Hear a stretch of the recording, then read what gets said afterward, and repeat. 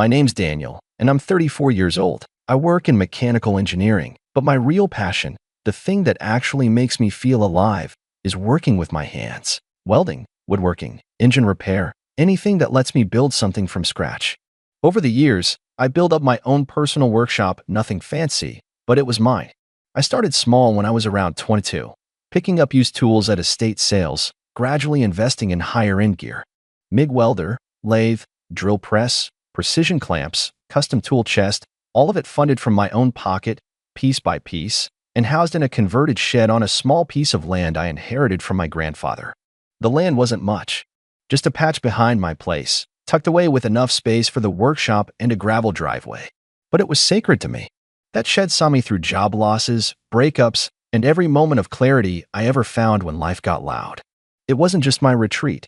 It was the one place where I could hear myself think. Enter my cousin Sean. Sean and I used to be close.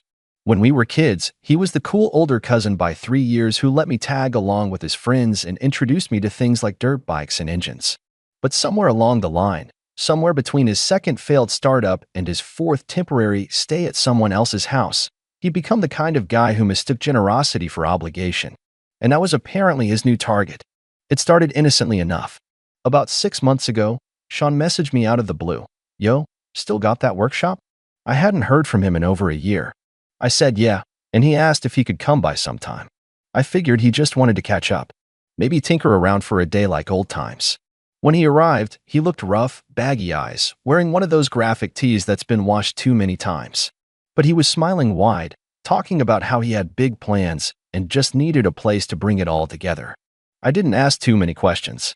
I just opened the door and let him in. The first red flag was how quickly he made himself at home. Not just physically, but emotionally. He acted like he belonged. Walked right in, picked up one of my cordless drills, and said, "Man, this thing is sweet. Mind if I borrow it for a project next week?" Before I could answer, he was already loading it into his truck. At first, I let it slide. It's hard to say no to family, especially one that's clearly struggling. And truth be told, it was kind of nice to have someone around who appreciated the space. But then came the collaborations. Sean started showing up with strangers. Guys he worked with, apparently, though I never got any last names. One of them spilled a drink on my blueprints. Another broke a clamp and just shoved it behind a toolbox like I wouldn't notice. They'd take over the space for entire weekends, blasting music, dragging in greasy car parts, and leaving trash everywhere. I'd show up Monday morning to find half my tools misplaced and oil stains on my hardwood workbench. Hardwood, by the way, that I personally spent 3 weekends sanding and sealing. I confronted Sean a few times. Asked him, nicely at first, if he could at least clean up or maybe limit the guests. He'd always wave me off with a laugh, saying things like, "Come on, man, we're building something here. This is the start of our business." I blink and say, "Our business." And he'd just wink like it was some big inside joke. Things came to a head 2 months ago. I came home from work, exhausted, only to find my entire garage driveway full of parked cars again. I had to leave my truck on the street and haul a load of materials by hand. When I got to the workshop, Sean had set up an actual camera crew. 2 guys with DSLRs were filming while he stood next to my lathe, holding a spark plug and talking about launching the next evolution of American craftsmanship, like he was on Shark Tank. I stepped in and said, "What's going on?" He grinned, mid-monologue, and gestured for the camera to stop. "Dan, this is perfect, bro. I was just telling the guys about our setup." "Our setup?" "Yeah, man. Don't be shy." I already told them how we built this whole thing together. I was too stunned to even respond. "Built it together?" The closest he ever came to building this shop was when he stacked 2 empty paint cans and called it a chair. But I kept it cool. I didn't want to start a scene in front of strangers. I just muttered, "Wrap it up soon," and walked away. That night, I couldn't sleep. My gut was twisting. I had this nagging feeling that something was about to get worse. And it did. 2 days later, I pulled into the driveway and found a massive banner hanging above the shop entrance. Sean's Custom Garage.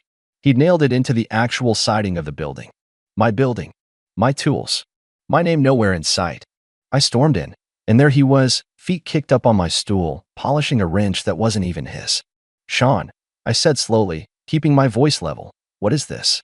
He didn't even flinch. Just looked up, shrugged, and said, "It's branding, man. Visual identity.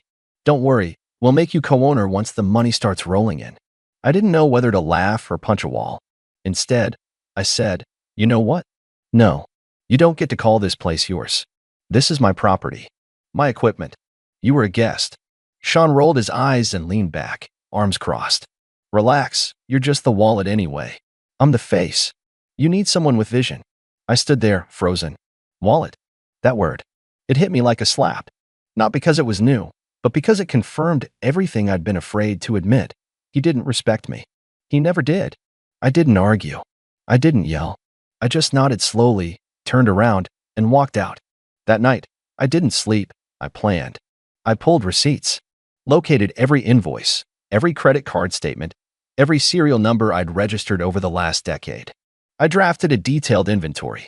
Then I made a few calls to a friend who worked in small claims legal filings. And by midnight, I had a plan in motion. The next evening, after Sean and his crew left for the night, I parked a rented van right outside the shop. One by one, I began clearing it out, my tools, my machines, even the wall-mounted pegboards I had installed myself. I worked in silence, gloves on, jaw tight, until the space looked exactly like it did when I first got the keys. Empty. Quiet. Mine. And when I was done, I left one thing behind, a single envelope taped to the door. Inside was the formal cease and desist notice I had filed that morning, along with a bill for unauthorized commercial use of personal property. I was halfway home when I got the first text from him. Dude, what is this? Then another. Where's all the gear? And finally, you're gonna regret this. I didn't reply. Let him panic. Let him see what happens when the wallet finally closes. The next morning, I woke up to 7 missed calls, 4 voicemails, and 1 long, angry email. Sean's tone had changed fast. The texts that came in overnight started panicked. Bro, we have a shoot scheduled today. Then shifted to accusatory, you stole our equipment. And finally landed at pathetic, can we just talk? Please? I didn't respond to any of them. Instead, I drove the van to a secure storage facility I'd rented ahead of time. Every item I'd recovered had been logged, photographed, and labeled by me the night before. I even tagged each high-value item with the last 4 digits of the receipt ID, just in case this thing ended up in court. I wasn't just covering my back. I was laying down a paper trail so thick even the most clueless judge wouldn't have to squint. At around 1 p.m., I got a call from an unknown number. I usually let those go to voicemail, but something told me to pick up. Is this Daniel Caldwell? A sharp voice asked. Yes. Who's this? This is Officer Tran with the County Sheriff's Department. We've received a complaint of property theft filed by a Mr. Sean Dillard. He claims you removed commercial assets from a shared workspace. I almost laughed out loud. I took a deep breath and kept my voice calm. I see. Well, Officer Tran, I own the property in question, and I can provide full documentation that every piece of equipment removed was purchased and registered under my name. I have receipts, serial numbers, and proof of ownership going back 10 years. There was a pause on the other end. Okay, I'd recommend you forward all of that to our office just to be safe. Already prepared. Where should I send it? Turned out, Sean had really filed a report. Probably thought the police would scare me into rolling over. But what he hadn't realized was that calling the cops gave me the one thing I hadn't had until then, official documentation of his attempt to claim ownership of my workshop. By 4 p.m., I got an email from Officer Tran stating that the issue appeared to be a civil dispute and was no longer a criminal matter. In other words, Sean had shot himself in the foot. The silence from him after that was deafening. 2 days went by. Then 3. No texts. No emails. No surprise visits. I assumed he was regrouping, and I was right. On the 4th day, I got a knock at my front door. Not a frantic bang, just a few polite taps. I opened it, and there he was. Sean, wearing a pressed shirt, probably borrowed, hair slicked back like he was on his way to a job interview. He even brought coffee, my usual order, from the place I liked. He held it out like a peace offering. Hey, man, he started, in the same tone he used when we were teenagers and he broke my Game Boy. Can we talk? I didn't invite him in. I stepped out and closed the door behind me. He got the message. He smiled awkwardly and held the cup out again. I didn't take it. I just wanted to clear the air. Things got out of hand. That whole wallet thing, dude, I was joking. You know that, right? No, Sean, I said quietly. You weren't. You meant every word. He blinked. I could see the cracks in his charm starting to show. Okay, but look, he continued. This doesn't have to be a war, all right? I get that you were mad, but you really blindsided me. You took everything. Like, even the clamps. My clamps, I corrected. He sighed and looked down. I had investors lined up. I was building something. You were using my property, my tools, and my name, I said, without asking. And now you want to act like I'm the one who burned the bridge. Sean's jaw tightened. His eyes darted around, like he was searching for a different script that might work better. I'm asking you for one last chance, he said finally. I'll give you credit. I'll make you a partner. Full 50%. You don't even have to be involved. Just let me use the space and we can split the profits. That's when I realized something important. Sean didn't want a partnership. He wanted permission. Permission to keep draining my time, my effort, my resources. He thought slapping my name on his chaos would make it legit. I let the silence stretch until it got awkward. Then I said, no. He blinked. No, I'm not interested. I was never your partner. You tried to make a brand off something I built alone, and when I pushed back, you tried to weaponize the law against me. You're done here. He laughed once, sharp and humorless. You think you're going to scare me with legal threats and paperwork? I didn't laugh back. I just tilted my head slightly and said, there's more paperwork coming, Sean. You'll see. I stepped back inside and shut the door without another word. And true to my word, the very next day, I filed a formal trespass notice. Since he had no claim to the property, and I had proof of removal and documentation of the entire dispute, I was well within my rights. The notice was served by a local deputy, just for extra impact. From that moment on, he couldn't legally set foot near the workshop again without risking arrest. But I wasn't done. Sean still had his little online brand, a half-baked YouTube channel and Instagram page where he'd posted behind-the-scenes clips of his workshop, giving the impression he built everything. So I compiled screenshots, matched them to the timestamps of my removed tools, and submitted takedown notices through every available platform. The pages didn't just lose the posts, they got flagged for impersonation and copyright infringement. Within a week, the channel was gone. He didn't just lose access to my tools. He lost his image. But just when I thought it was over, a letter came in the mail. A formal notice from a startup incubator group claiming Sean had filed a joint business application using my name as a partner. I stared at the letter, reading the words over and over, and my pulse started to rise. He'd gone behind my back. Again. Only this time, he left a paper trail. I set the letter down on my kitchen table and just stared at it for a while. I wasn't even angry, just stunned. I couldn't believe his audacity. After everything, after being told no, after the police got involved, after I stripped the workshop bare and filed a trespass notice, he still hadn't learned. He didn't just try to use my tools. Now he was trying to use me. The letter was from a mid-tier accelerator group based 2 towns over. It outlined that Sean Dillard and Daniel Caldwell had submitted a proposal for funding to launch a custom automotive and fabrication brand. It included a rough business plan, a name I'd never heard before, Forgeline Customs, and, most importantly, a projected inventory list that matched nearly every tool I had removed from the shop. What caught my eye was a line buried near the bottom of the page, initial valuation based on existing equipment and facility access as described by applicant. That's when it hit me. He hadn't just listed me as a partner, he'd listed my tools as his assets. And if that application was approved, he'd be legally misrepresenting my property as company capital. That moved this from a civil spat to something far more serious. I made 2 calls. First was to the accelerator group. I politely explained that I had never authorized any such business application and that my name had been used fraudulently. The man on the other end, a guy named Jeremy, sounded nervous the moment I mentioned the word unauthorized. I offered to send documentation, and he agreed immediately. Within an hour, I'd forwarded copies of the police report, photos of the equipment and storage, the cease and desist notice, and a statement revoking any supposed partnership with Sean. The second call was to my lawyer friend, Alicia.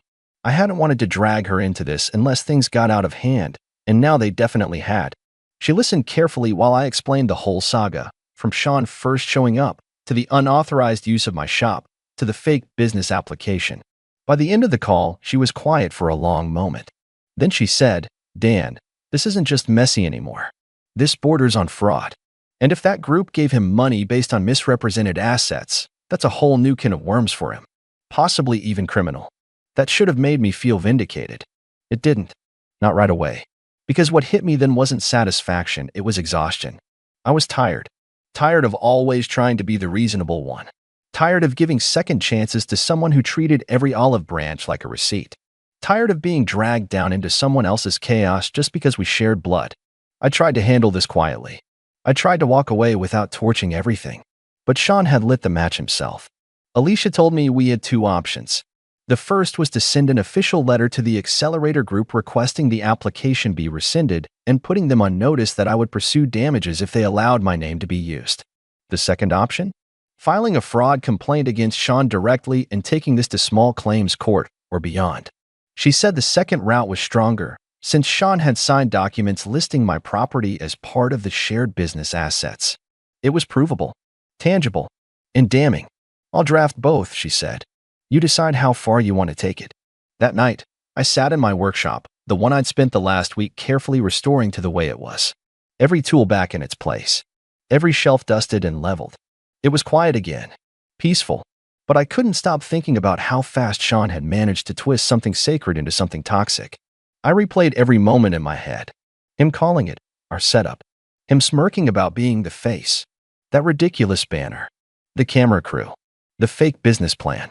And most of all, the look in his eyes when he said, "You're just the wallet anyway." That's when the shift finally happened. I wasn't tired anymore. I was done. The next morning, I called Alicia back and gave her the green light. "I want it all filed," I said. "Let's make it official." She didn't even hesitate. "You got it." Within the week, the accelerator group confirmed in writing that the application had been rejected and Sean had been permanently barred from submitting under their program again. But more than that, Alicia had filed the fraud complaint, along with a claim for damages, unauthorized commercial use of personal property, defamation by misrepresentation, and attempted identity fraud. Sean must have gotten wind of it fast, because the very next day, I got a knock at the door again. This time, he didn't bring coffee. He brought his mother, my Aunt Denise. If you've ever met someone who could guilt-trip the Pope, that's Aunt Denise. She was the kind of woman who could cry on command, smile while insulting you, and still somehow leave with your leftovers. She stood there on my porch in a shawl like she was going to a funeral, dabbing her eyes with a tissue that I'm positive was dry. "Daniel, honey," she said before I could even speak, "we just want to talk. Your family." I leaned against the doorway, arms crossed. Sean looked like he'd aged 10 years. For once, he wasn't smirking. He stood behind his mother like a scolded child, shifting awkwardly in place. "I have nothing to talk about with either of you," I said. "Don't be like this," Denise continued. "Sean made some mistakes, but suing your own cousin? Over a misunderstanding? That's just cruel." "Misunderstanding?" I said slowly. "He submitted a fake business proposal using my name and my property. That's not a misunderstanding, it's fraud." Denise gasped like I'd just slapped her. "How dare you say that about him?" "I'm not saying it. The documents are. The law is." Her mouth opened again, but I held up a hand. "This conversation is over. I gave him every chance. He chose this. He's not a victim. He's just finally getting what he's earned." And then I looked straight at Sean. "I was your last lifeline, man. You could have asked for help. Instead, you tried to steal what I built. Now you'll answer for it." I closed the door in their faces. And from the other side, I heard it. Not yelling, not anger, just silence. They had nothing left to say. It took a few weeks for everything to move through the legal process. That's the thing no one tells you about revenge. It doesn't come with fireworks. It doesn't always end with screaming matches or someone driving off into the night. Sometimes, it's slow. It's paperwork and silence and waiting. But that's what makes it clean. That's what makes it real. While I waited, I focused on my life. I'd started working on a new project in the workshop, a small engine rebuild. Nothing fancy, but something that reminded me why I built that space in the first place. Every evening, I'd go out there with a coffee in one hand and a socket wrench in the other, music playing low, and for the first time in a while, I felt like myself again. Meanwhile, Sean had gone quiet. I checked his social media, something I rarely did before, but now it had turned into a ghost town. His brand pages had vanished. The Instagram filled with overfiltered photos of my shop was gone. The YouTube channel had been scrubbed. His little empire of stolen ideas had crumbled overnight, and he hadn't posted anything in weeks. Then came the court date. It wasn't dramatic. Small claims rarely are. But the facts were clear. I showed up with Alicia and a folder thick enough to stun a buffalo. Receipts, timestamped photos, emails, texts, witness statements, The original police report, even the trespass notice signed and served. I was prepared. Sean showed up late. He looked like a man who hadn't slept in days, hair messy, shirt wrinkled, eyes darting like he was trying to find an exit. The judge, a woman in her 60s with a no-nonsense vibe, asked each of us to explain our side. Alicia handled most of it, laying out how Sean had misrepresented me in a legal business filing, falsely claimed ownership of my tools, and used my property for commercial gain without consent. She also detailed how the fraudulent application could have caused reputational damage if it had gone through, and why damages were warranted. Sean's defense? It was just a misunderstanding. I thought Dan was okay with it. We're family. He kept looking at me like I was supposed to step in and say, yeah, he made mistakes, but he's still family. I didn't. I let him squirm. When the judge finally spoke, she didn't raise her voice. She didn't need to. Mr. Dillard, what you described as a misunderstanding was an act of deception. You misrepresented shared ownership, misused private property, and attempted to benefit from assets that do not belong to you. Based on the evidence presented, I am ruling in favor of the plaintiff. Just like that. Clean. Quiet. Final. The judgment ordered Sean to pay $12,500 in damages, partly to cover the commercial use of my tools, and partly for the legal costs I incurred because of his fraudulent filings. It wasn't an astronomical sum, but it was enough to hurt. Enough to sting. Enough to remind him that his actions had consequences. He didn't say a word as the judge dismissed the case. Just stood there frozen while I gathered my things and walked out of the courtroom. He didn't follow me. Didn't text me afterward. And for the first time since this whole mess began, I didn't feel a drop of guilt. I'd given him every chance. He buried everyone. A week later, I got the first payment.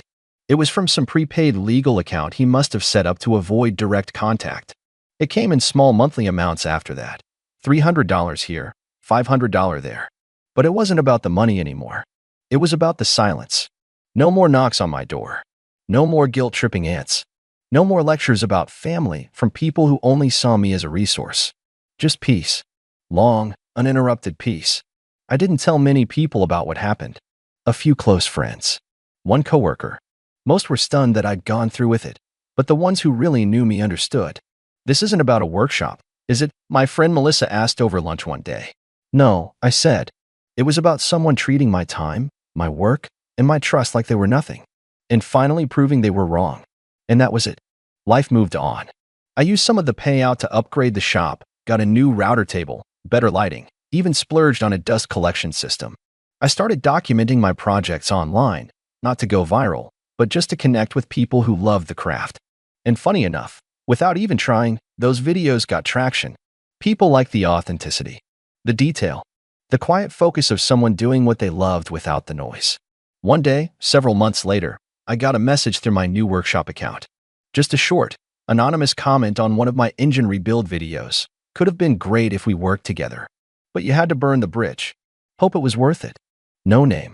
No profile picture. But I knew who it was. I didn't respond. Because by then, I'd realized something. I didn't burn the bridge. I just stopped carrying people who were never willing to walk it themselves. And from that moment on, I never looked back. I still pass by Aunt Denise's house sometimes when I visit my cousin Lily, Sean's younger sister, the only one in that side of the family who never treated me like a walking credit card. She told me Sean moved 2 towns over. Got a job somewhere. Quiet. Off the grid. Probably still licking his wounds. And maybe that's for the best.